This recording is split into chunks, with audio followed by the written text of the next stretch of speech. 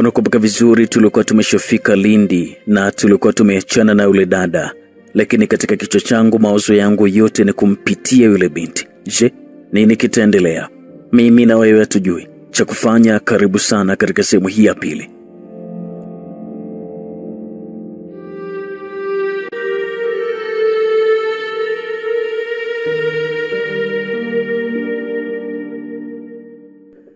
Nikazipiga hatua nikaelekea nilipokuwa nimeelekezwa kwamba gari za kunipeleka niendako zinapatikana, huko moyoni nikiwa na furaha sana. Nikaungana na watu niliokuwa nimewakuta mahali pale ambapo nilielekezwa kwamba ndio kituo cha gari. Watu wote walinielekezea macho yao mimi kipindi nafika pale, na sikujua kabisa ni kwa sababu gani, lakini nikahisi labda kuvaa kwangu vizuri kisomi tena nikiwa msafi ndiko kuliko kwa kumevutia macho yao kunitazama mimi. Nikahisi vile. Nilitoa salamu ambayo iliitikiwa na watu wale wote mpaka nikabaki nimeshangaa, kwa sababu kwetu sijawahi kabisa kushuhudia ushirikiano ule. Yaani wanapokea salamu ya mtu mmoja wote, nilikuwa sijawahi. Ni watu waliokuwa na ushirikiano kabisa mahali pale. Nikajikaliza kwenye gogo pembeni ya kijana mmoja aliyevaa mavazi ya kawaida. Alikuwa na mfuko wake wa plastiki uliokuwa na mstari mweupe na mekundu. Nikakaa pembeni yake. "Yo, vipi bro?" Nikamsalimia. "Salama tu, shikamoo." Niliangaza pembeni kwa aibu nikiwa naipotezea ile shikamoo niliyokuwa nimepewa na yule kijana. Nilifanya vile kwa kuwa yule aliyenipa shikamoo alikuwa hastahili kabisa kunipa shikamoo, kwa sababu kimuonekano alikuwa ni sawa na umri kama mimi. "Vipi hapa gari za kwenda Mkura zinapatikana kweli?" Gari msimu hazifanyi kusumbua. Ndason refu zinakuja tu hapa. Lakini nakuonea huruma sana, hilo shati lako jeupe na huku vumbi ndo kufanya kama limezaliwa. Na gari zetu zenye ni rondo. Mbona utalikoga?" alizungumza kijana yule kwa rafudhi ya kimakonde vile. "Kuna vumbi sana Kani nivovanya kukwambia masikio yako ukweli unaishelewa Yaani sio vumbi, ni poda kabisa. Haina shida. Ili mradi naenda sirudi huku leo. Basi akijaribika kitu. Vipi, kuna umeme huko?" Umeme ndio kitu gani? Ule unawaka hadi watu wanachaji simu.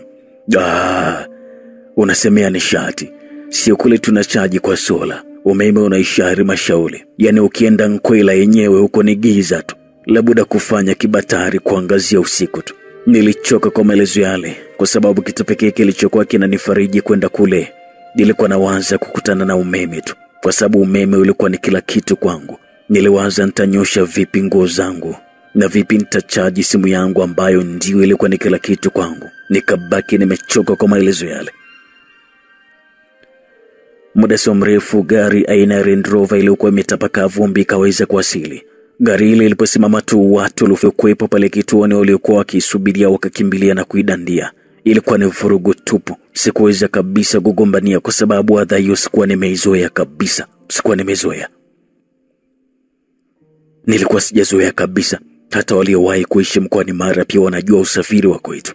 Basi niliwaacha hadi walipomaliza na mimi nikaelekea gari ile. Nilitamani nisipande kabisa, lakini wenyeji wakaniambia kwamba kuna gari 3 tu. Kwa hivyo nikikosa ile ni mpaka ije nyingine ambayo ilikuwa imetoka muda si mrefu. Nikapanda kwa kuning'inia, safari ikaanza. Safari ilikuwa ni ndefu sana na yenye kuchosha, kwa sababu barabara ilikuwa na mashimo mengi sana kiasi cha abiria kurushwa ndani ya gari. Lakini hatimaye tuliwasili. Kilikuwa ni kijiji kilichokuwa na shamra za hapa na pale. Nilikuwa stamaniki kabisa kwa vumbi. Shati nililokuwa nimevaa lilibadilika rangi na kuwa jekundu, na hata nywele zangu pia pamoja na viatu vyote havikutamanika. Suruali yangu ndio ilikuwa haitamaniki kabisa. Nilitoa kitambaa changu na kisha kuanza kujifutafuta. Kimoyomoyo niliwaza inawezekana hiyo ndio ilikuwa ni sababu iliyosababisha watu wanishangae sana mara baada ya kuwasili kituoni. Walijua kwamba nitapata adha kama ile, ndio maana walikuwa wananishangaa. Poti. Nikajisemea huko nikiwa namalizia kujifuta, na kidogo nilianza kurejea kwenye utanashati wangu wa awali, japo si sana. Niliangaza huko na kule kujaribu kuona kama nitampata mtu wa kuuliza chochote kitakachonisaidia. Ndipo macho yangu yaliangaza kwa dada aliyekuwa akiuza samaki kati ya wafanyabiashara wengi waliokuwa wamejipanga. Nilimwona yule dada. Niliweza kumwona yule dada aliyokuwa anauza samaki. Nikaanza kujiongea kumwelekea. Nikamfikia. "Habari yako mrembo?" Nilimsalimia huko nikiwa mwenye tabasamu usoni. Mimi? Dada yule akahoji huko akiwa anaangaza pembeni. "Ndio." "Ni wewe? Kwani hujijui kwamba wewe ni mrembo hapa?" Nilizungumza kiutani. "Mbona makubwa kwa sababu nasikiaga tu kwenye maredio huko kwamba kuna warembo. Kumbe na mimi nrembo." Bwana we. Dada yule alinichekesha sana kwa matamshi yake aliyokuwa anazungumza. Alikuwa anaonyesha kwamba anazungumza yuko serious na kile ambacho alikuwa anaongea. "Ndio wewe mrembo. Ni mzuri sana. Yaani una kila sababu ya kuwa mke." Samaki bei gani hao?" "Kaka acha masiara bana. Kukaa kote huko nilikokaa kijijini hapa ngekuwa mrembo mimi ningekosa kuambiwa kweli. Usinifanyie hivyo bwana." Nilicheka. "Basi achana na hayo. Niambie samaki bei gani?" "Samaki mmoja hapa 200, hapa 500, 800, 1500, 2000 na fungu 1000. Dada yule alizungumza huku akiwa ananionyesha samaki wale kwa mikono yake.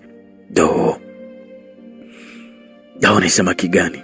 Ni sangara au?" Nikahoji huko nikiwa namkamata mmoja mkubwa tayari kwa kuanza kumla. "Hapana. Hao ni kamongo. Kama uliwaisikia kamongo umemfanya nini Peregia na Maketi, basi kamongo mwenyewe ndio hawa." Nasikiaga tu kamongo. Kumbe kamongo ndo hawa.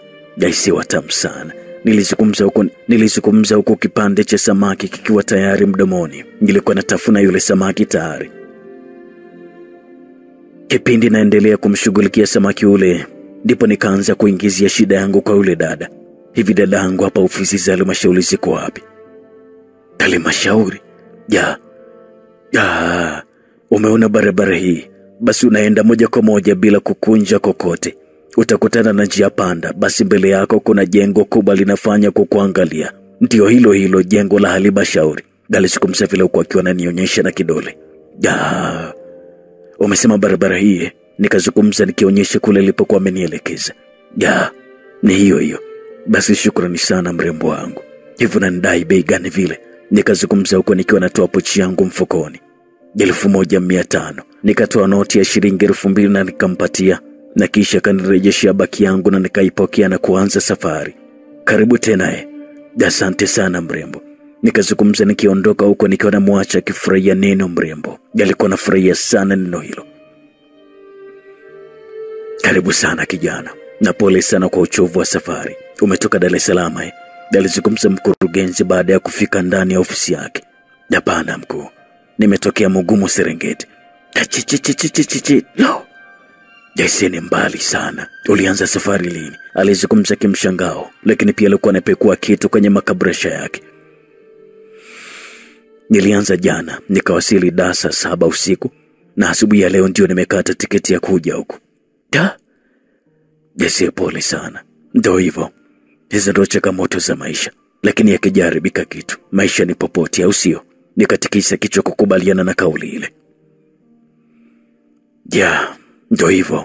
Tena ukizingatia wewe ni jembe kutoka ukuliani. Mimi nilisoma pale shule moja kama unaifahamu inaitwa Musoma Tech. Mkurugenzi akazungumza huko akiwa ameshatoa karatasi kadhaa kwenye makabrasha yake. Naijua sana hii. Si hata mheshimiwa Pinda pia amesoma pale." "Swadakta. Sasa yule Pinda alikuwa classmate wangu mimi. Yeye anakaa hapa, mimi nakaa ubavuni. Yaani lile darasa letu lilikuwa ni very intelligence class." Alizungumza vile mkurugenzi.